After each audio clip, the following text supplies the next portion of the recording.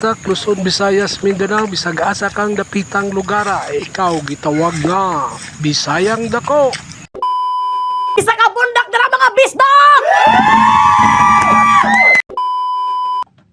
Today's Bisaya ko, ang gusto ko sa kape ay makauban ka. Aw, ang cute naman, parang ang bibo sa umaga kung dunay kape nga mainit. Anong paborito mong kape? Espresso, latte, o cappuccino? Siguro depende sa mood nimo. Usahay mas ganahan ta mag-inusara, usahay pod magbanding, usahay makapalipay nimo karon naa kay mga plano or chill lang. Ikaw, sa imong paboritong kape? Idi si Uncle Alex. Ayaw kalimot pag-like, comment, share. Kung baguhan pa lang ka, pag-follow. That's it. Kini si Uncle Alex. See you next episode and bye!